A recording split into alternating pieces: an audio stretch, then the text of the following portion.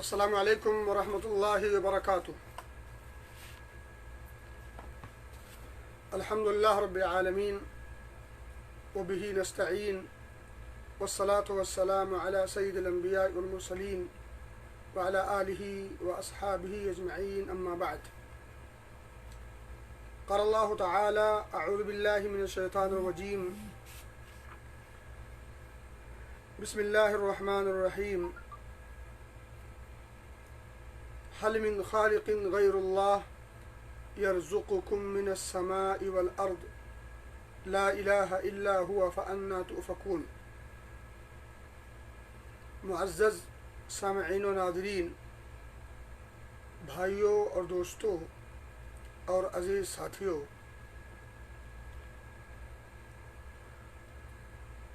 اتوار کے دن آپ کے سامنے ایک مکمل درس کسی حد تک اللہ رب العزت کی توفیق سے رکھنے کی کوشش کی گئی۔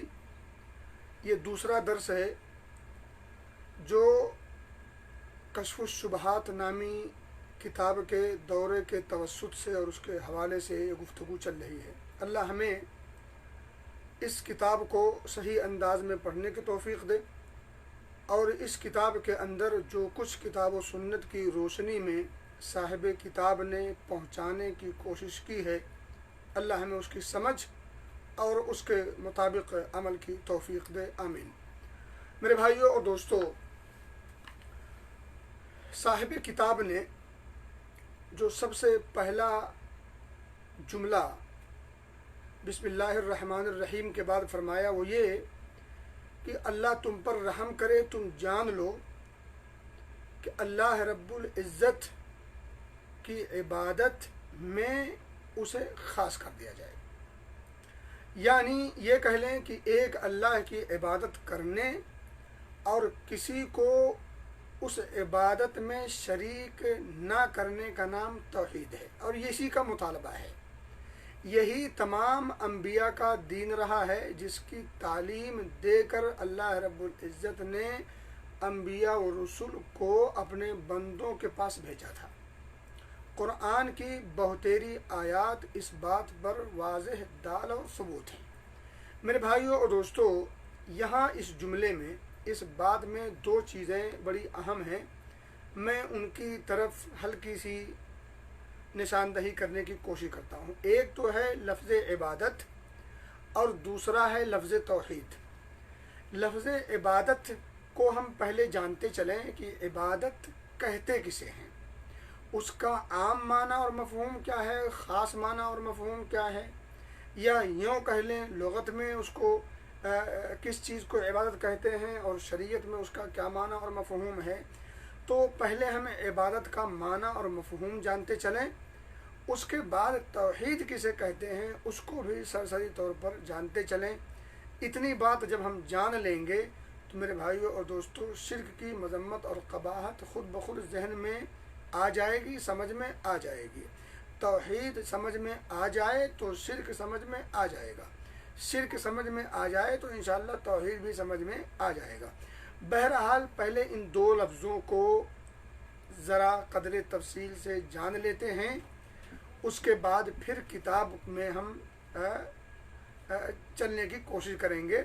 اور یہ بات یاد رکھیں، اگلے درس سے انشاءاللہ یا اس کے بعد کے درس سے آپ کے سامنے جو شبہات ہوں گے، ان شبہات کا ازالہ قرآن اور احادیث کی روشنی میں آپ کے سامنے رکھا جائے گا، اس کتاب کو سامنے رکھتے ہوئے۔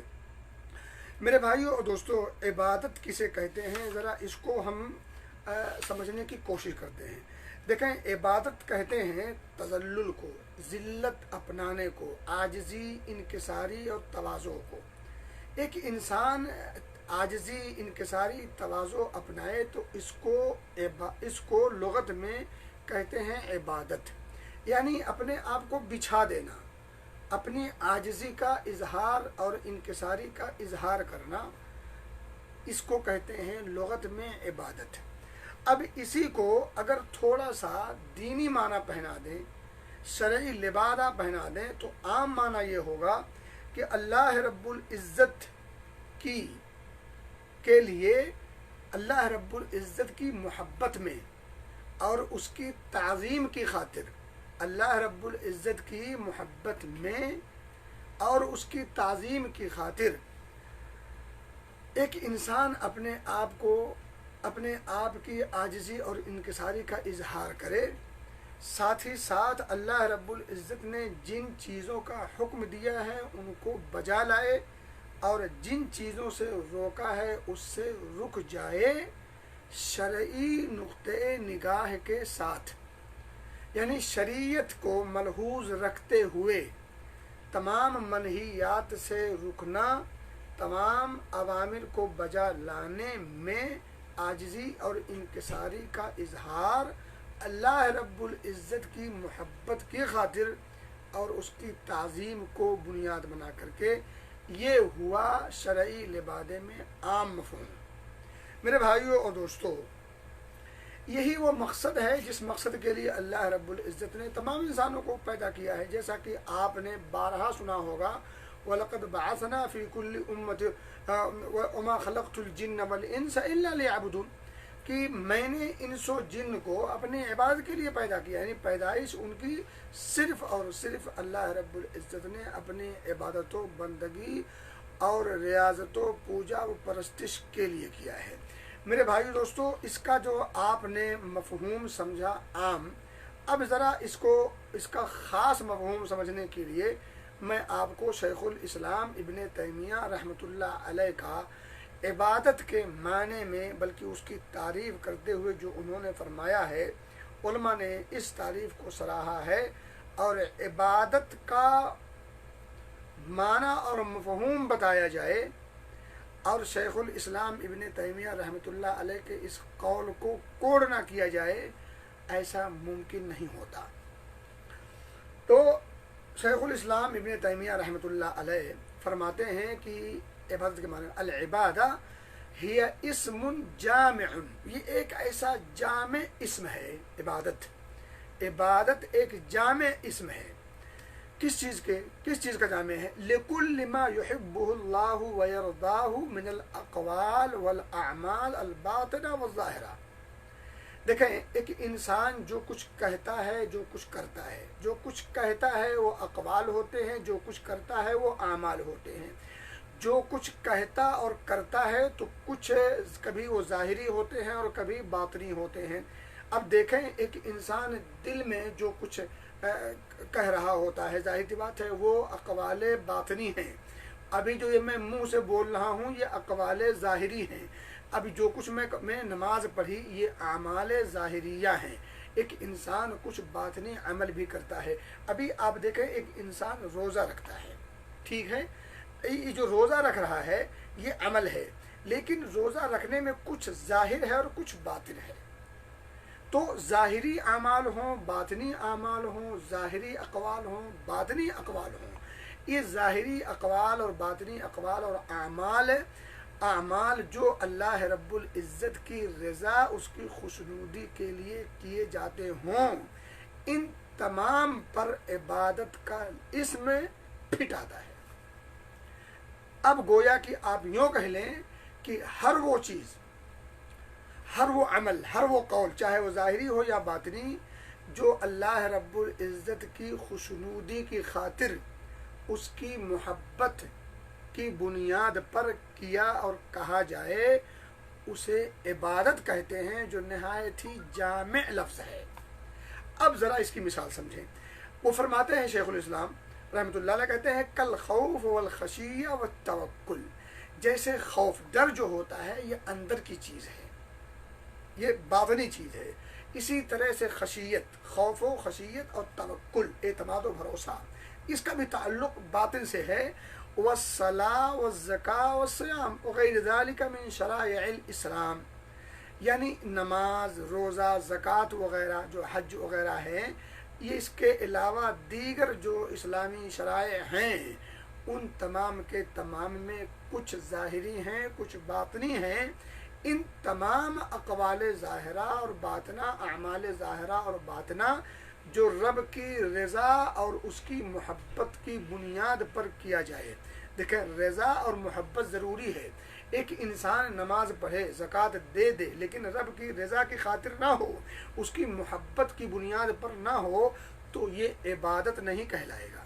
عبادت کے لیے ضروری ہے لکل اسم لکل ما یحبہ اللہ ویرضاہ، اللہ کی محبت کے لیے، اس کی رضا کی خاطر جو کچھ بھی کیا جائے، جو کچھ بھی کہا جائے، ظاہری ہو یا باطنی.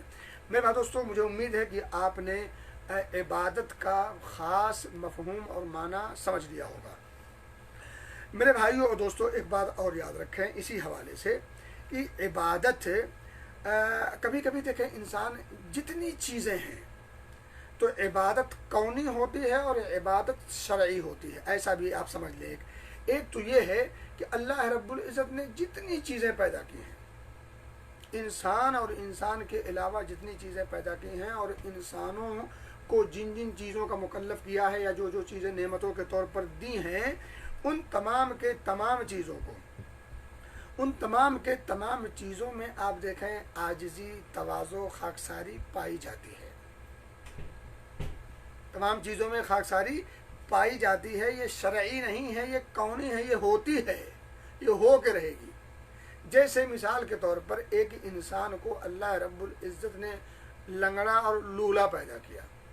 اب لنگڑا اور لولا اللہ ہم سب کو صحت تندرستی دے اور ظاہری خوبی سے بھی نوازے. تو کہنے کی بات یہ ہے کہ لنگڑا اور لولا ہونا، کالا کا ہونا، غریب کا ہونا یا اور کوئی چیز کا ہونا، یہ جو ہونا ہے یہ انسان نہیں چاہتا، یہ اس کی چاہت، اس کی منشا، اس کی آرزو نہیں ہوتی،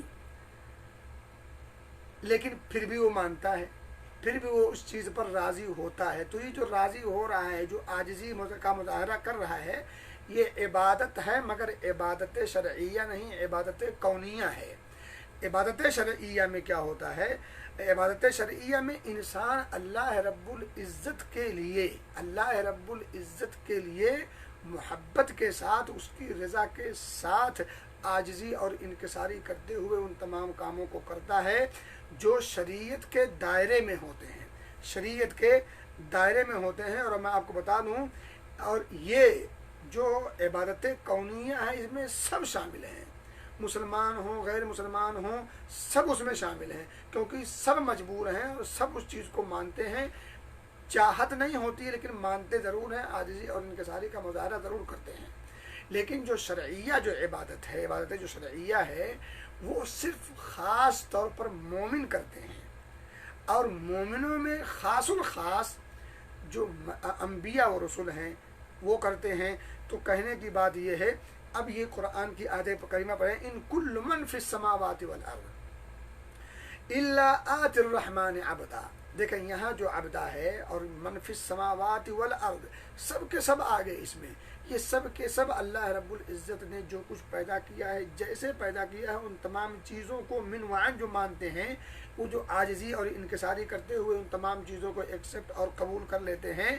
یہاں عاجزی، انکساری، تذلل تو ہے، لیکن ان کی چاہت نہیں ہے، مگر وہ کیا کریں، چونکہ ہے تو ہے، ماننا پڑتا ہے، مجبوری ہے تو مانتے ہیں لوگ.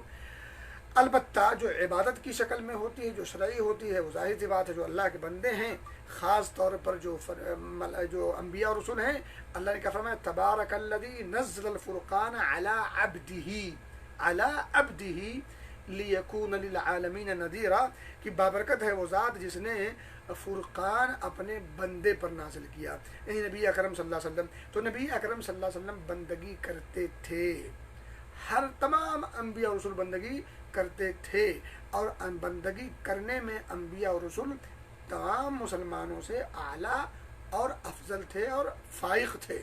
تو خاص اور خاص ان کا کیا گیا ہے.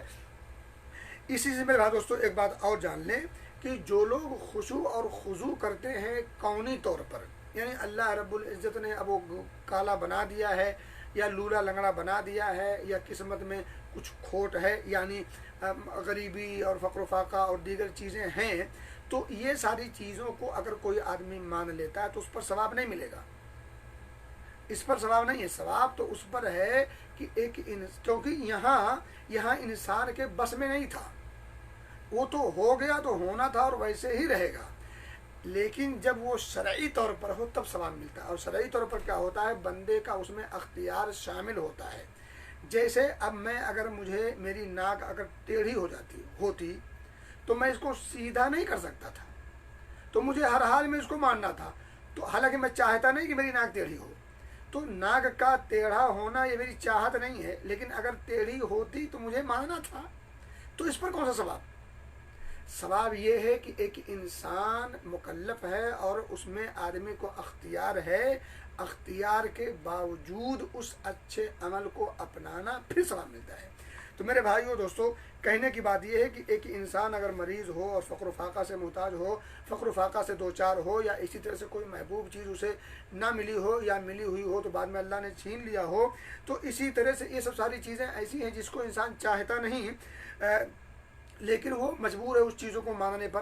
ٹھیک ہے, اس کی کراہت بھی کرتا ہے, اس سے کراہت بھی کرتا ہے.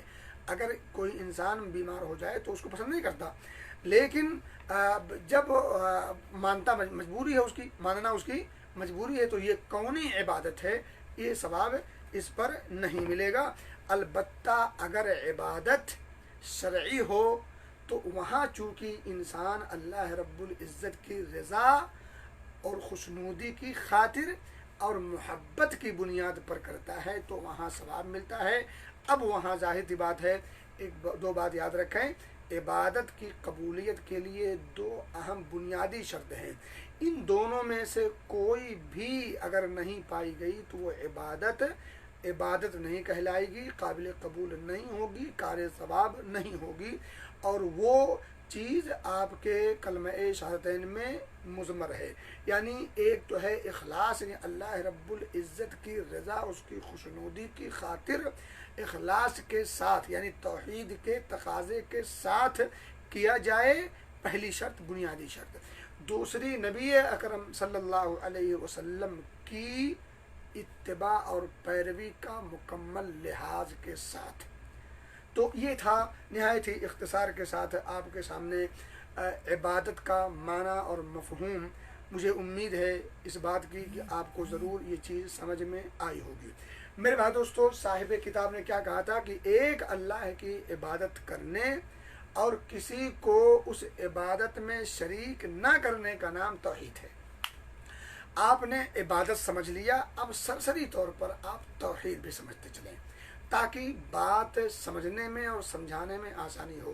دیکھیں, یہ بنیادی چیزیں یہ جو بتائی جا رہی ہیں, آگے چل کر کے اس کو سمجھنے میں آسانیاں پیدا ہوں گی. تو یہ بنیادی چیزیں گویا کہ یہ بنیاد ہے, اس کے بعد پوری کتاب یہ باقی عمارتیں ہیں اور پھر چھت اور پھر یہ اس کی سجاوٹ اور رنگینی ہے. تو اب سرسری طور پر آپ جانتے چلیں کیا چیز توحید. دیکھیں, توحید جو کلمہ طیبہ ہے, لا الہ الا اللہ, لا الہ الا اللہ جو کلمہ توحید کلمہ طیبہ ہے, اس میں توحید کی تینوں قسمیں شامل ہیں. توحید کی تینوں قسمیں اس میں شامل ہیں. تینوں کی تینوں قسمیں اسی میں ملتی ہیں. ایک بات یاد رکھیں, کبھی اس میں کچھ چیزیں ظاہر دکھتی ہیں اور کچھ چیزیں التزامی ہیں, یعنی اس سے نقطہ نکلتا ہے اور اسی سے علماء نے توحید کی تین قسمیں کی ہیں. تو ایک بات یاد رکھیں. اور ویسے بھی آپ دیکھیں, میں آپ کو ذرا اس کو سمجھاتا چلوں. پہلی بات تو یہ ہے کہ توحید کی جو تین قسمیں ہوتی ہیں, اور توحید کہتے کسے ہیں؟ توحید کہتے ہیں لغت میں کسی چیز کو ایک جاننا, ایک ماننا. وحد یوحد توحیدن سے توحید ہے, کسی چیز کو, کسی شے کو, کسی شخصیت کو, کسی چیز کو ایک جاننا, ایک ماننا. اب جب اس کو شریعت کی نگاہ میں جب آپ پڑھیں گے تو جو اصطلاحی جو انداز میں جب توحید کہیں گے تو اللہ رب العزت کو اس کی عبادات میں, اس کے کمالات میں, اس کے اسماء و صفات میں, اس کی ربوبیت میں, ان تمام چیزوں میں تنہا ایک ماننا, اس میں کسی کو شریک نہ ٹھہرانا. یہ ہے مجموعی طور پر توحید کی تعریف. اب جب اس کی تین قسمیں ہوتی ہیں, ایک ہوتی ہے توحید الوہیت جو سب سے اہم ہے, اور دوسری ہے ربوبیت, اور تیسری ہے توحید الاسماء والصفات. میں نے کہا کہ کلمہ طیبہ لا الہ الا اللہ, اس میں یہ تینوں قسمیں توحید کی پائی جاتی ہیں.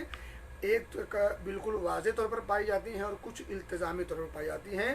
اور دیکھیں جب ایک انسان کہتا ہے اشہد اللہ الہ الا اللہ تو اس کے ذہن میں فوراً یہ بات آتی ہے، اس کا مفہوم یہ سمجھ میں آتا ہے کہ واقعتاً عبادت کے لائق حقیقی معنوں میں اللہ کے علاوہ کوئی نہیں ہے۔ آپ دیکھیں ذرا سمجھیں، جب نبی اکرم صلی اللہ علیہ وسلم نے صفا پہاڑی پر چڑھ کر کے اور آپ نے کہا کہ لوگوں لا الہ الا اللہ کہو کامیاب ہو جاؤ گے، تو کفار مکہ مشرکین مکہ نے فوری طور پر یہ سمجھا کہ اس کلمے کا مان لینے کا مطلب یہ ہے کہ اب اپنے ہاتھوں سے اور اپنے مزعومہ اپنے خیال کے مطابق یا اپنے عقیدے کے مطابق ہم نے جتنے معبودان بنا رکھے ہیں، لات کی شکل میں، منات کی شکل میں، عزا کی شکل میں اور دیگر تمام معبودان باطلہ کی شکل میں جو ہم نے مان رکھے ہیں، بنا رکھے ہیں، ان تمام کا انکار لازم آئے گا۔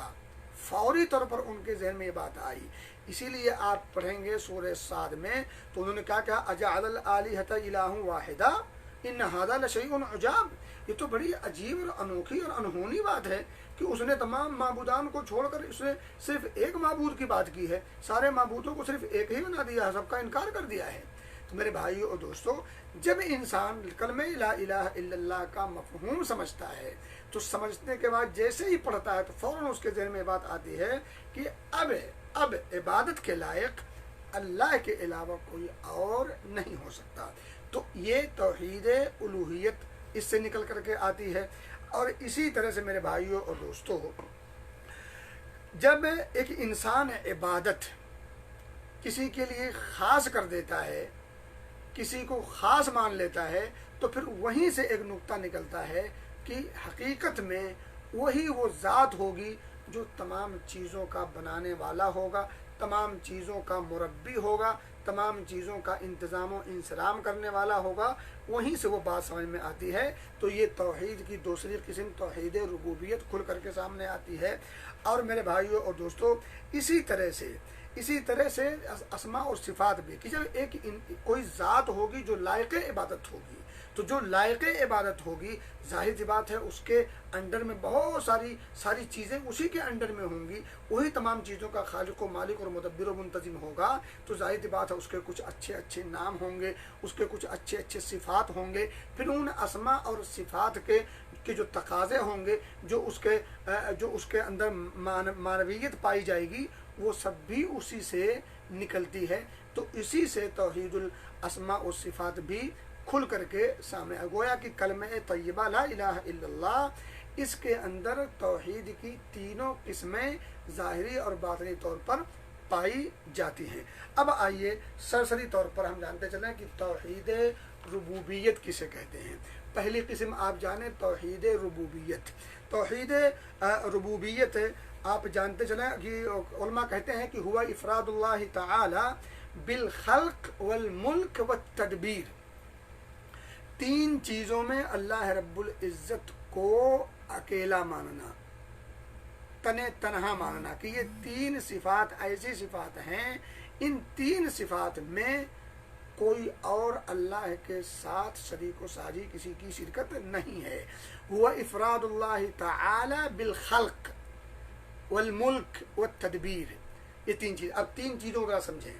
ایک تو ہے خلق، یعنی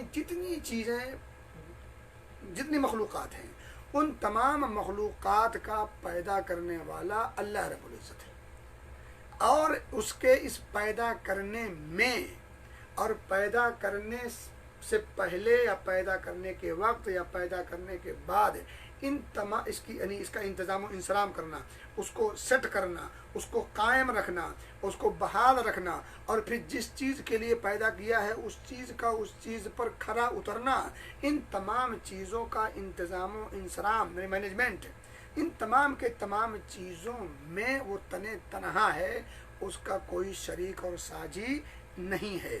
اس کی تفصیل بعد میں کروں گا انشاءاللہ میں۔ دوسری بات یہ ہے والملک، جتنی مخلوقات ہیں اللہ کے علاوہ، جتنی مخلوقات ہیں ان تمام کا وہ مالک بھی ہے، خالق بھی وہ ہے، الخلق والملک، اور ان تمام چیزوں کا وہ مالک ہے، والتدبیر، اور ان تمام جتنی مخلوقات ہیں ان کا مالک ہے، اور جن جن چیزوں کا وہ مالک ہے ان تمام چیزوں کی تدبیر، انتظام و انصرام میں بھی وہ تنہا اور اکیلا ہے۔ تو یہ ہے توحید ربوبیت، یعنی اللہ رب العزت تمام چیزوں کا خالق ہے، تمام چیزوں کا مالک ہے، اور تمام چیزوں کا مدبر و منتظم اور منصرم ہے۔ ان تمام چیزوں میں کسی نے بھی کوئی اس کی ہیلپ نہ کی ہے، نہ کسی کی مجال ہے، نہ کسی کی اس میں شرکت برداشت کی جا سکتی ہے۔ وہ بالکل تنہا یکتا ہے، منفرد ہے۔ اور آپ پڑھتے ہیں سورہ اخلاص، قل هو اللہ احد، اکیلا ہے وہ، اللہ الصمد، وہ بے نیاز ہے، اس کو کسی کی چندہ ضرورت نہیں۔ وہ فرشتے ہوں، فرشتوں کے سردار ہوں، انبیاء و رسول ہوں، انبیاء و رسول میں سے اولو العزم ہوں، اولو العزم میں سے بھی جو خاص الخاص نبی محترم صلی اللہ علیہ وسلم ہوں، دیگر اولیاء، اتقیاء، اصفیاء اور دیگر بزرگان دین اور صالحین ہوں، ان میں سے کسی کی نہ اس کو ضرورت تھی، نہ ان میں سے کسی کی یہ مجال ہے کہ اس کا کچھ ہیلپ کر سکیں، شراکت سرے سے نہیں ہے۔ ٹھیک ہے، یہ ہے توحید ربوبیت۔ اور میں آپ کو بتاتا چلوں کہ توحید ربوبیت، یہاں دو چیز اور جان لیں۔ آپ نے اور ہم نے دیکھا ہی نہیں بلکہ ہم اور آپ میں سے بہت ساری چیزیں ہم پیدا کرتے ہیں، مینوفیکچرنگ کرتے ہیں، بہت ساری چیزوں کے ہم مالک ہیں۔ یہ کوئی موبائل ہے، یہ اس موبائل کے آپ مالک ہیں، آپ کے پاس گاڑی ہے، اس گاڑی کے آپ مالک ہیں، آپ کے پاس زمین ہے، اس زمین کے آپ مالک ہیں۔ آپ نے بہت ساری چیزیں پیدا کی ہیں، کچھ لوگ کپڑے بناتے ہیں، کچھ لوگ موبائل بناتے ہیں، کچھ لوگ تصویر کشی کرتے ہیں، کچھ لوگ دنیا بھر کی چیزیں۔ تو اب جو چیزیں لوگوں نے بنائی ہیں، تو ایک آدمی سوچ سکتا ہے کہ ہم نے قلم بنایا، ہم نے کتاب بنایا، ہم نے یہ کیا، ہم نے وہ کیا، تو اللہ رب العزت کہاں خالق و مالک ہے؟ تو میرے بھائیو دوستو، اور جو ملکیت ہے، اب یہاں یہ دو چیزیں سمجھیں نہایت ہی اختصار سے۔ پہلی بات تو یہ ہے کہ جتنی چیزیں انسانوں نے پیدا کی ہیں، جتنی چیزیں انسانوں نے پیدا کی ہیں، ان تمام چیزوں میں آپ ایک بات یاد رکھیں۔ پہلی بات کہ انسان جس طرح سے اللہ رب العزت نے پیدا کیا ہے، اس طرح سے انسان پیدا کرنے کی طاقت و قوت نہیں پاتا۔ اللہ رب العزت نے جو پیدا کیا ہے اس چیز کا سرے سے وجود تھا ہی نہیں، معدوم شے، جو چیز تھی ہی نہیں اللہ نے وہ پیدا کیا ہے۔ اور انسان نے وہ چیز پیدا کی ہے، بنایا ہے، جس کا کہیں نہ کہیں کوئی نہ کوئی سرا ملتا ہے، کوئی نہ کوئی اس کی کوئی چیز ملتی ہے، اس کے پاس کوئی چیز ہے، اس چیز کو استعمال کر کے پھر کوئی ایک نئی چیز بناتا ہے، ایک چیز کو دوسری چیز میں کنورٹ کر دیتا ہے، ایک چیز کو دوسری چیز میں تبدیل کر دیتا ہے، اپنے دماغ کو لگاتا ہے۔ اس دماغ کا خالق اللہ رب العزت۔ جس چیز کو ساتھ رکھ کر کے آپ نے دوسری چیز کی تخلیق کی ہے، ان دونوں چیزوں کا دراصل خالق اللہ رب العزت ہے۔ تو کہنے کی بات یہ ہے کہ انسان یا مخلوقات میں سے جو بھی ہوں، انہوں نے جو کچھ بھی پیدا کیا ہے وہ اللہ رب العزت کی مخلوقات کے سہارے سے اور ان اسباب کو اپنا کر پیدا کیا ہے۔ تو دراصل خالق اللہ رب العزت ہی ہے، اور اس کے خالق ہونے میں بالکل تنہا ہے، اکیلا ہے، اس میں کسی کو شریک نہیں کیا جا سکتا اور کوئی شریک ہے بھی نہیں۔ ٹھیک ہے، اسی طرح سے جو ملکیت کی بات ہے کہ میرے پاس اب یہ کپڑا میرا ہے، میں اس کا مالک ہوں، حالانکہ جتنی چیزیں پیدا کی ہیں اللہ رب العزت نے پیدا کی ہیں، ان تمام چیزوں کا وہ مالک ہے۔ ہم کہتے ہیں کہ اس چیز کا میں مالک ہوں، موبائل میرا ہے، گھر میرا ہے، دکان میری ہے، مکان میرا ہے، زمین میری ہے، میں نے خریدی ہے۔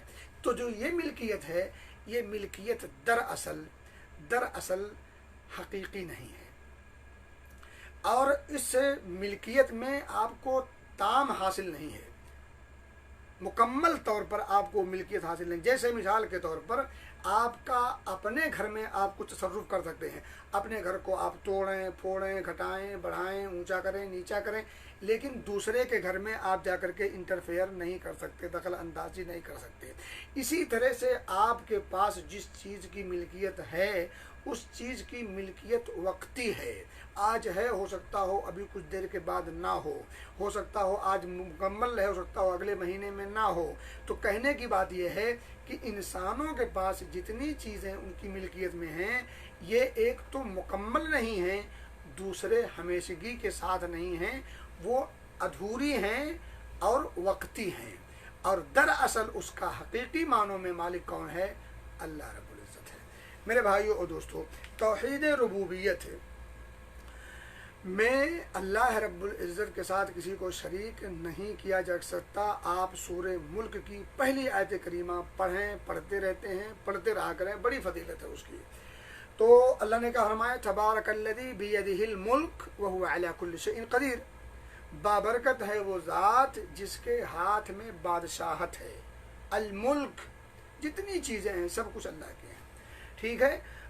तो वह हुवा अला कुल्लि शैइन क़दीर, और वो हर चीज़ पर कादिर है, हर चीज़ पर, छोटी बड़ी ज़ाहिरी बातिनी जिस भी शक्ल में हो, हर चीज़ पर वो कादिर है। कुल मन बियदिही मलकूतु कुल्लि शै, ऐ नबी आप ज़रा इनसे कहें कौन है वो शख्स जिसके हाथ में तमाम चीज़ों की बादशाहत है, मिल्कियत है। जाहिर सी बात है अल्लाह के अलावा ये किसी और का खासा नहीं हो सकता। तो मेरे भाइयों और दोस्तों, मैं कह रहा था कि तौहीद रुबूबियत में पहली चीज़ खल्क है, यानी हर चीज़ का खालिक वो है, और दूसरी चीज़ अल मुल्क है, तमाम चीज़ों का वो मालिक भी है। और मेरे भाइयों और दोस्तों, तीसरी इसमें चीज़ ये है कि अल्लाह रब्बुल इज़्ज़त ही तमाम चीज़ों की तदबीर करता है, तमाम चीज़ें। ये देखें सूरज और चाँद, इनका अपने मकर पर रहना और अपने वक्त पर उसका अपना काम करना, और उसको जब से अल्लाह रब्बुल इज़्ज़त ने फिट किया है तब से फिर एक वक्त आएगा वो अपना काम करना छोड़ देंगे, वगैरह वगैरह। इस ज़मीन का साकिन रहना और नहायत ही क्या नाम है, उसमें उथल पथल नहीं है, और जब अल्लाह चाहता तो उसमें उथल पथल भी कर देता, ज़लज़ला आता, कभी तूफ़ान आता, कभी आंधी आती, कभी कुछ। तो इन तमाम चीज़ों की तदबीर करना, ये सब के सब अल्लाह रब्बुल इज़्ज़त का खासा है, इसमें भी उसका कोई शरीक और साझी नहीं है। मेरे भाइयों और दोस्तों, तो तीसरी चीज़ ये है कि तदबीर करना भी सिर्फ अल्लाह का खासा। अल्लाह फरमाता है अला लहुल खल्क़ु वल अम्र, खबरदार क्या उसके मखलूक़ात में और उसके मामले में कोई और भी है? अला लहुल खल्क़ु वल अम्र, मेरे बात दोस्तों, नहीं है, खबरदार, यानी तब मुतवज्जे हो जाएं, उसी के लिए सारी मखलूक़ात हैं और तमाम किस्म के जो तदबीरी उमूर हैं वही सर अंजाम देता है। तबारकल्लाहु रब्बुल आलमीन, सारे जहान का जो रब है वही अल्लाह है और बाबरकत है। तो कहने की बात ये है कि ये तीन चीज़ें तौहीद रुबूबियत में आती हैं, और जब तौहीद रुबूबियत का तज़किरा साहिब किताब कुछ देर के बाद तज़किरा करेंगे, वो इंशाअल्लाह गुफ्तगू आएगी तो उसको मैं वहीं बयान कर दूँगा। अब मैं यहाँ इसको छोड़ करके दूसरे नुक्ते पर आता हूँ। तौहीद की दूसरी किस्म है तौहीदुल उलूहिय्या, और इसी को कहते हैं तौहीदुल इबादा, और यही असल है। इसी असल को समझाने के लिए अल्लाह रब्बुल इज़्ज़त ने तमाम अंबिया और रसूल को भेजा, तमाम किताबें भेजी। तमाम किताबों का बुनियादी नुक्ता तौहीदुल उलूहिय्या को बताना और समझाना था। तमाम अंबिया और रसूल ने अपनी ज़िंदगियाँ खपा दी इसी नुक्ते को समझाते हुए, और इसी नुक्ते को अपनी कौम तक और अपनी उम्मत को समझाने में, बताने में। जो कुछ भी उनको झेलना पड़ा, उन तमाम चीज़ों को खंदा पेशानी के साथ झेल कर इस नुक्ते को समझाने की पूरी कोशिश की और अपनी हद तक कामयाब रहे। मेरे भाइयों और दोस्तों, तो इस चीज़ में क्या होता है कि असल चीज़ ये है, इसकी तारीफ में आप यूँ कह लें कि वही इफ़रादुल्लाह सुब्हानहु व तआला बिल इबादा, कि अल्लाह इबादत में अल्लाह सुब्हानहु व तआला को अकेले जानना और मानना, यानी अल्लाह रब्बुल इज़्ज़त एकता है, तन्हा है। इबादत में किसी को शरीक नहीं किया जा सकता। मेरे भाई दोस्तों, इबादत का माना और मफहूम आपने समझ लिया है। इबादत की कुछ किस्में हैं, वो बताऊंगा मैं बाद में। उन्हीं किस्मों में से आप जान लें, सबसे तौर पर दुआ करना ये इबादत है। نظر و نیاز عبادت ہے، ڈر خوف عبادت ہے، محبت تعظیم عبادت ہے، توکل اعتماد و بھروسہ عبادت ہے، استغاثہ استعانہ عبادت ہے۔ تو یہ سب عبادات ہیں۔ ان تمام چیزوں میں یعنی جن جن چیزوں پر عبادت کا لیبل لگ جائے ان تمام کاموں کو، ان تمام چیزوں کو خاص کرنا اللہ رب العزت کے لیے، اسی کا نام توحید الالوہیہ یا توحید العبادہ ہے، جو اصل نقطہ ہے تمام آسمانی کتابوں کے نزول کا، تمام انبیاء و رسول کے بھیجے جانے کا۔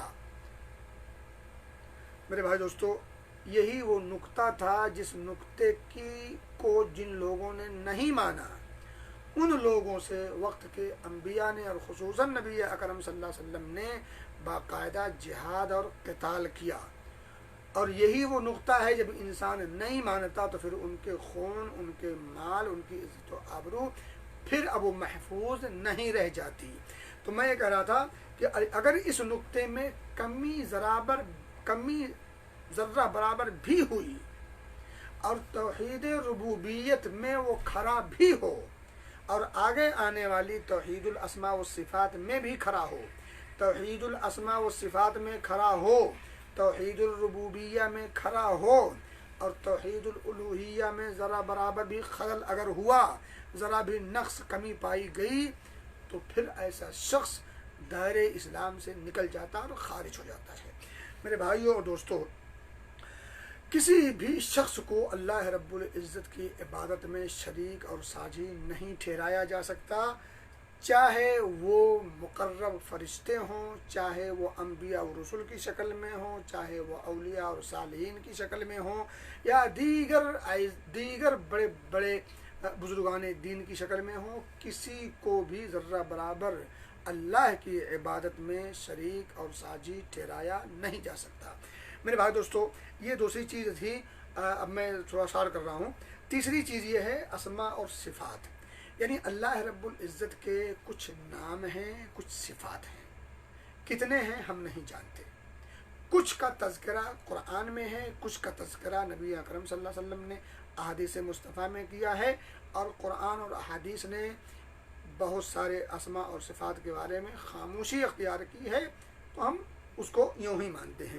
تو بہرحال اللہ رب العزت کو اکیلے جاننا، ان تمام اسماء اور صفات میں، اس کے معانی اور مفاہیم اور تقاضوں میں، جن اسماء اور صفات کو اللہ رب العزت نے اپنا نام دیا ہے، اپنے لیے خاص کیا ہے، اور جن صفات کو اللہ رب العزت نے اپنی کتاب میں ذکر کیا ہے یا نبی اکرم صلی اللہ علیہ وسلم کی زبانی اس کو بتلایا ہے، ان تمام چیزوں اور ان تمام اسماء یعنی نام اور ان تمام صفات، ان تمام چیزوں کو اللہ رب العزت کے ساتھ خاص کرنا، یعنی اس کو اکیلے ماننا کہ ان اسماء اور اس صفات کی جو خوبیاں ہیں، جو معانی اور مفاہیم ہیں، جو تقاضے ہیں، اس میں وہ اکیلا تنہا ہے، بغیر تحریف کے، بغیر تعطیل کے، بغیر تکییف کے، بغیر تمثیل کے۔ یعنی نہ اس کے معنی کو توڑا مڑوڑا جائے، نہ اس کے معانی کا انکار کیا جائے، نہ اس کے معانی کی کوئی کیفیت بیان کیا جائے، نہ اس کے معانی کی مثال پیش کی جائے۔ ٹھیک ہے، جیسے جو کچھ اللہ رب العزت نے اپنا نام رکھا ہے یا اپنی صفات رکھی ہیں، جیسے مثال کے طور پر اللہ رب العزت کے پاس اللہ سمیع ہے اور بصیر ہے، یعنی دیکھنے والا ہے اور سمع کان والا ہے، سننے والا ہے۔ اب یہ اللہ رب العزت کی صفت ہے، دیکھنا اور سننا۔ اب دیکھنا اور سننا یہ نبی اکرم صلی اللہ علیہ وسلم نے احادیث مصطفیٰ میں بھی اللہ کی صفت قرار دیا ہے، قرآن میں بھی اللہ رب العزت نے اپنی کتاب میں اس کا تذکرہ کیا ہے۔ اب ان صفات کی نہ تحریف کرنا ہے، یعنی انکار بھی نہیں کر سکتے، نہیں کیسے دیکھتا ہے وہ، یا اس کی تعطیل بھی نہیں کر سکتے، یعنی اس کو کوئی اور اس کی تحریف یعنی معنی بدل بھی نہیں سکتے، اس کا انکار بھی نہیں کر سکتے، اس کی تکییف یعنی یہ نہیں کہہ سکتے کہ وہ دیکھتا ہے جیسے انسان دیکھتا ہے، اس کی تمثیل بھی نہیں بیان کر سکتے۔ تو تکییف اور تمثیل اور تحریف اور تعطیل، ان تمام چیزوں سے بچتے ہوئے جو اسماء اللہ رب العزت کے ثابت ہیں، چاہے قرآن میں چاہے احادیث مصطفیٰ میں، نبی مکرم صلی اللہ علیہ وسلم کی زبانی، ان تمام چیزوں کا ہو بہو من وعن، انہی معانی، انہی مفاہیم، انہی تقاضوں کے ساتھ اسے ماننا، یہی علماء اہل سنت والجماعت کا عقیدہ ہے۔ ٹھیک ہے، تو میرے بھائیوں اور دوستوں، میں کہہ رہا تھا کہ اسماء اور صفات یہ تین قسمیں آپ کے سامنے نہایت ہی اختصار سے میں نے رکھنے کی کوشش کی ہے۔ اللہ سے دعا ہے کہ اللہ رب العزت ان تمام چیزوں کو جو کہی گئی ہیں ہمیں سمجھ کی توفیق دے، اور اپنے عقیدے کی اہمیت اور پھر اس کے تقاضے پر کو بھی سمجھ کر اس پر عمل کی توفیق دے۔ یہاں تک تو یہ بات تھی۔ اب آئیے میں تھوڑا سا کتاب کا کچھ حصہ پڑھ دوں۔ تو انہوں نے آگے لکھا ہے کہ جو پہلا مطلب تھا وہ یہ کہ ایک اللہ کی عبادت کرنا اور کسی کو اس کی عبادت میں شریک نہ کرنے کا نام توحید ہے۔ یہی تمام انبیاء کا دین رہا، جس کی تعلیم دے کر اللہ رب العزت نے انبیاء کو اپنے بندوں کے پاس بھیجا۔ آگے وہ لکھتے ہیں، کہتے ہیں سب سے پہلے رسول نوح علیہ السلام ہیں۔ ایک بات اور یاد رکھیں، نبی اور رسول میں فرق ہے، اس میں علماء نے لمبی چوڑی گفتگو کی ہے، میں ادھر جانا نہیں چاہتا کیونکہ بات آگے نکل جاتی ہے۔ تو سب سے پہلے رسول آپ یاد رکھیں، ایک نقطہ آپ لے کے جائیں، سب سے پہلے رسول حضرت نوح علیہ السلام ہیں۔ اب اس کو یاد رکھنا ہو تو کیسے یاد رکھیں گے؟ وہ کشتی والے جنہوں نے کشتی بنائی تھی، تو کشتی والے نبی حضرت نوح یہ سب سے پہلے رسول ہیں۔ ان کی قوم نے دیکھیں، ان کی قوم میں 5 بڑے پنجتن پاک 5 بڑے بزرگان دین تھے، اولیاء اور صالحین تھے ان قوم کے، حضرت نوح کی۔ کہتے ہیں ان کی قوم نے ود، سواع، یغوث، یعوق اور نصر، یہ سورہ آپ نوح پڑھیں گے 29واں پارہ میں، سورہ جن سے پہلے، سورہ معارج کے بعد، تو وہاں آپ آخری صفحے میں جب پڑھیں گے تو آپ کو اس کی ڈیٹیل ملے گی، اور پھر اس کی تفسیر آپ پڑھیے گا صحیح بخاری اور دیگر کتب حدیث میں، تو آپ کو کچھ اور ہی مزہ آئے گا۔ لیکن میں اشارہ کرتا چلوں تو سب سے پہلے رسول حضرت نوح ہیں، جن کی قوم نے ود، سواع، یغوث، یعوق اور نصر، ان 5 جو ان کے زمانے کے ان کی قوم کے صالحین لوگ تھے، تو ان کی قوم نے ان کی محبت اور تعظیم میں غلو کرتے ہوئے ان کو پوجنا شروع کر دیا۔ اور آپ جب بخاری وغیرہ کی یہ جو سورہ نوح کی جو آیت کریمہ ہے، وَقَالُوا لَا تَذَرُنَّ آلِهَتَكُمْ وَلَا تَذَرُنَّ وَدًّا وَلَا سُوَاعًا وَلَا يَغُوثَ وَيَعُوقَ وَنَسْرًا، آپ جب اس کی تفسیر میں جائیں گے بخاری وغیرہ کے اندر تو آپ کو ملے گا کہ یہ حضرت نوح کے 5 بزرگ اور صالح لوگ تھے۔ یہ چونکہ نیکوکار لوگ تھے، اللہ کے محبوب تھے، تو جو ان کی قوم کے جو لوگ تھے، جب ان کی وفات ہو گئی، ان کی جب ڈیتھ ہو گئی، تو ڈیتھ کے کچھ دنوں کے بعد تقریباً صدی بیت گئی، تو شیطان انسانی شکل میں آیا اور پھر ان کے جو موجودہ جو قوم کے لوگ تھے ان سے کہا کہ تم لوگ عجیب بھلے لوگ ہو، تمہاری قوم کے وہ فلاں بزرگ تھے، تم نے ان کو بھلا دیا، وہ بڑے اللہ کو محبوب تھے، برگزیدہ تھے، پہنچائے تھے، اور یہ تھے اور وہ تھے، تم ایسا کرو کہ ان کا اسٹیچو بناؤ، ان کی ہم شکل کا مورتی بناؤ، ٹھیک ہے، اسٹیچو مجسمہ بنا کر کے، جہاں یہ عموماً بیٹھ کر کے اللہ کی عبادت کیا کرتے تھے وہیں پر اس کو نصب کر دو، اس کو گاڑ دو۔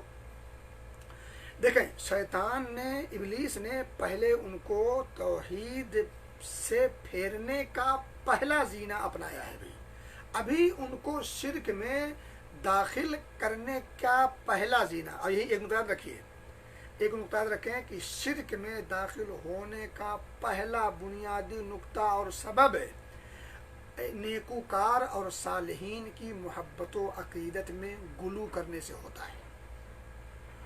اس دھرتی پر سب سے پہلے شرک کی بنیاد جو پڑی ہے وہ یہیں سے پڑی ہے، اور سبب کیا تھا؟ جو اس وقت کے صالحین تھے، نیکوکار تھے، بزرگان دین تھے، اللہ والے تھے، محبوب برگزیدہ بندے تھے، ان کی محبت میں، ان کی عقیدت اور تعظیم میں انسانوں نے غلو کیا، ان کی اہمیت ان کے مقام کو ان سے بڑھا کر کے پیش کیا۔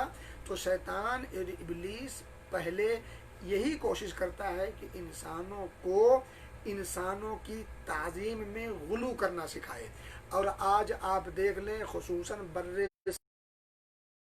मज़ार हैं, जितने कुब्बे और कब्र हैं जो ऊंची हैं, जिन पर वो चादरें और ये और वो सब के सब इसी मोहब्बत और अकीदत और ताज़ीम में गुलू करने की वजह से हैं।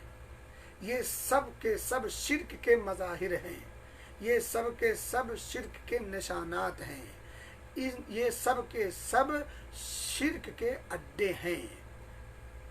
ये बात याद रखिएगा, बात ज़रा कड़वी है, लेकिन चूंकि हक है तो हक़ानियत में कड़वाहट हो जाती है। और अब मैं उसको कितना नरम अंदाज में कहूँ तो फिर भी वो कड़वा लगेगा। क्यों? क्योंकि ये तौहीद में कड़वाहट होती है। आपने सूरह ज़ुमर की आयत करीमा शायद पढ़ी हो। अल्लाह फरमाता वइज़ा ज़ुकिरल्लाहु वहदहु इश्मअज़्ज़त क़ुलूबुल लज़ीना ला युमिनून बिल आखिरा, जिनके दिलों में अल्लाह पर और यौम आखिर पर ईमान ना हो तो एक अल्लाह का तज़किरा किया जाए तो वो चिढ़ जाते हैं, जी बजबी होते हैं, आपे से बाहर हो जाते हैं, गुस्सा होते हैं, नाला होते हैं, लान तान करने लगते हैं, बुरा भला कहने लगते हैं, ऐसे लोगों के दर पे हो जाते हैं, ऐसे लोगों के मुखालिफ हो जाते हैं। कौन लोग? जिनके दिलों में अल्लाह की अज़मत ना हो, आखिरत के दिन पर ईमान ना हो, तो उनके सामने अगर एक अल्लाह का तज़किरा किया जाए तो वो चिढ़ जाते हैं। वइज़ा ज़ुकिरल्लज़ीना मिन दूनिही, जब अल्लाह को छोड़कर दीगर लोगों का तज़किरा किया जाए, इज़ा हुम यस्तबशिरून, खिल जाते हैं। मेरे भाई दोस्तों, तौहीद में थोड़ी सी कड़वाहट होती है। अल्लाह के रसूल सल्लल्लाहु अलैहि वसल्लम से ज़्यादा बाइखलाक, आपसे ज़्यादा बाकिरदार, आपसे ज़्यादा अच्छा और कौन हो सकता है?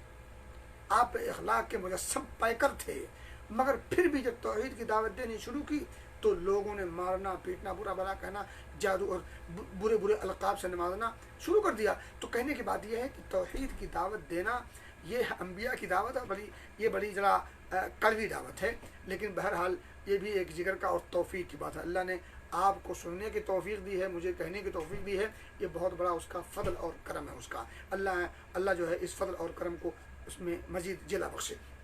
तो मैं कह रहा था कि शैतान ने, इब्लीस ने पट्टी पढ़ाई कि ये बड़े बड़े लोग थे, बुजुर्गान दीन थे, औलिया थे, सालिहीन थे, तो एक काम करो, इनकी हम शक्ल स्टैचू बना करके उसी जगहों पर नस्ब कर दो जहाँ वो बैठा करते थे, जहाँ वो अल्लाह अल्लाह किया करते थे। तो उसका फ़ायदा क्या होगा? फ़ायदा ये होगा कि तुम जब उन स्टैचू को, उन मुजस्समों को देखोगे तो तुम्हें अल्लाह याद आएगा, तो तुम अल्लाह का जिक्र करोगे, फ़िक्र करोगे, इबादत में मुनहमिक हो जाओगे, इबादत का शौक़ बढ़ेगा। देखो कैसी पट्टी पढ़ाई गई।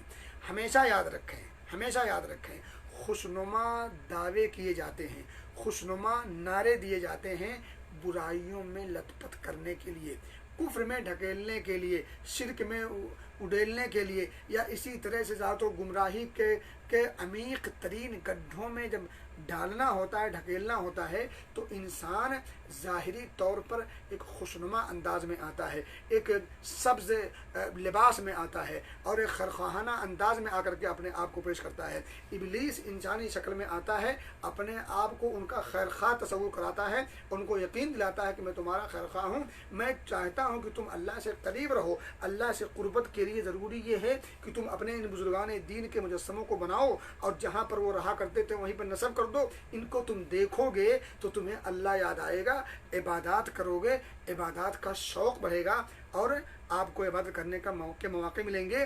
बुखारी के अंदर मिलता है उसी की आयत करीमा की तफसीर करते हुए कि जब एक सदी बीत गई, अय्याम बीत गए, लंबा वक्त हो गया, ये लोग जिन्होंने ये मुजस्समे बनाए थे, नस्ब किए थे, ये मर गए, सब इनका ये मुकम्मल तौर पर इस दुनिया से चले गए। जब नई नस्ल आई तो शैतान फिर पहुंचता है, इब्लीस, और फिर उनको पट्टी पढ़ाता है, कहता तुम भले लोग हो, तुम्हारे आबाओ अजदाद थे, तुम्हारे बाप तुम्हारे दादा थे, वो लोग इनसे फरियादें करते थे, इनसे हायत रवाई करते थे, इनसे मुश्किल कुशाई करते थे, इनसे इस्तिगासा इस्तिआना करते थे, इनसे इस्तिमदाद करते थे, इनके पास जाकर के माथे टेकते थे, इनसे अपनी हायत रवाई के लिए इनके पास जाकर के मुतालबे किया करते थे, इनके दर पर बैठा करते थे।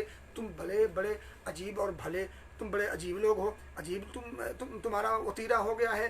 तो इस तरह से अब दूसरी नस्ल, जो पहली नस्ल ख़त्म हुई तो दूसरी नस्ल को पट्टी पढ़ाई।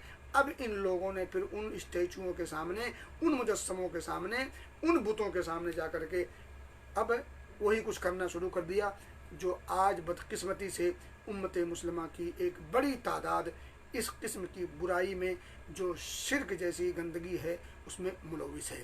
تو میرے بھائی دوستو، انہوں نے کہا کہ ان کی قوم نے ود، سوا، یغوث، یعوق اور نصر جیسے صالحین کے بارے میں غلو کرنا شروع کیا، تو اللہ تعالیٰ نے نوح علیہ السلام کو ان کی ہدایت کے لیے بھیجا، اور یہ سلسلہ چلتا رہا، اور سب سے آخر میں آخری رسول محمد عربی صلی اللہ علیہ وسلم ہیں، جنہوں نے مذکورہ بزرگوں کے مجسمے کا خاتمہ کیا۔ آپ جس قوم کی طرف بھیجے گئے وہ لوگ اللہ کی عبادت اور بندگی کرتے تھے، اس کا ذکر کرتے تھے، حج، صدقات وغیرہ کرتے تھے، لیکن یہ یاد رکھیے گا، لیکن اس کے ساتھ ہی ساتھ وہ اپنے اور اللہ کے درمیان بزرگوں اور بعض مخلوق جیسے ملائکہ، جیسے حضرت عیسیٰ، جیسے حضرت مریم اور دیگر جو ان کے اپنے بنائے ہوئے معبودان تھے، لات، منات، عزا وغیرہ، ان تمام کا تقرب بھی حاصل کرنا چاہتے تھے، اور ان کے یہاں ان بزرگوں کو جو پکارتے تھے وہ سفارش کی امید کے ساتھ کہ یہ اللہ کے مقرب بندے ہیں اور اللہ ان کی رد نہیں کرے گا، تو اس امید کے ساتھ ان سے وہ سفارش کرنے کے لیے اللہ کے درمیان میں واسطے کے طور پر، وسیلے کے طور پر رکھا کرتے تھے۔ جو بیماری بدرجہ اتم آج بدقسمتی سے ہماری موجودہ جو نام نہاد مسلمانوں کے ہاں بھی پائی جاتی ہے، بڑی بدقسمتی ہے۔ میرے بھائی دوستو، میں اب اس بات کو یہیں روک دیتا ہوں، اچھا ایک دو جملے پورا کر لوں۔ کہتے ہیں کہ ان دوسرے نیک لوگوں کو واسطہ بناتے یہ کہتے تھے کہ ان کے ذریعہ ہم اللہ کا تقرب حاصل کرنا چاہتے ہیں، اور اللہ کے ہاں ان بزرگوں کی شفاعت کی ہمیں امید ہے۔ ایسے حالات میں اللہ تعالیٰ نے محمد صلی اللہ علیہ وسلم کو بھیجا تاکہ آپ ابراہیم علیہ السلام کے دین کی تجدید فرمائیں اور لوگوں پر یہ واضح کر دیں کہ یہ تقرب اور یہ اعتقاد صرف اور صرف اللہ تعالیٰ کا حق ہے، کسی اور کا یہ حق نہیں ہے، کسی اور کے لیے یہ حق مناسب نہیں ہے۔ میں اس آج کا درس یہیں پر بند کرتا ہوں، اللہ سے اس دعا کے ساتھ کہ اللہ جو کچھ ہم لوگوں نے پڑھا، سنا اور سمجھا ہے، اسے صحیح طور پر سمجھنے کی توفیق دے، اسے مزید عام کرنے کی بھی توفیق دے، اور ہمیں خود توحید کو سمجھ کر، توحید کے تقاضے کو بھی سمجھ کر اس پر عمل پیرا ہونے کی توفیق دے۔ مولا ہمیں جب تک رکھ حالت توحید، حالت ایمان پر رکھ، مولا جب اٹھا تو حالت ایمان، حالت توحید پر اٹھا، آمین۔ وآخر دعوانا ان الحمدللہ رب العالمین۔ اب پھر ملیں گے تیسری قسط کے لیے پرسوں۔ مجھے امید ہے کہ آپ تیسری قسط میں بھی حاضر ہوں گے، خود بھی اور دوسروں کو بھی شریک کرنے کے مواقع فراہم کریں گے، جو آپ کے لیے صدقہ جاریہ ہوگا۔ اللہ ہم سب کو ہر خیر کرنے کی توفیق دے، آمین۔ وآخر دعوانا ان الحمدللہ رب العالمین، والسلام علیکم ورحمۃ اللہ وبرکاتہ۔